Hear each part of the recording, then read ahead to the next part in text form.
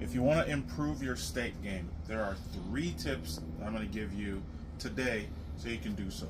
Right here I have a thick cut cowboy ribeye, dry brined for 9 hours. And so now you have flavor through and through this meat. Try the reverse sear method.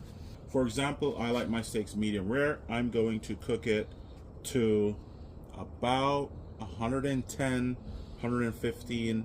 Then we're gonna pull it off, get our fire super hot, and then we're gonna sear that right over the heat. We'll pull it off at about 125 degrees, and then we're gonna let that rest for about 10 minutes or so. Should be great. Use a thermometer. Track your temperature so you know what the desired doneness it is that you're looking for.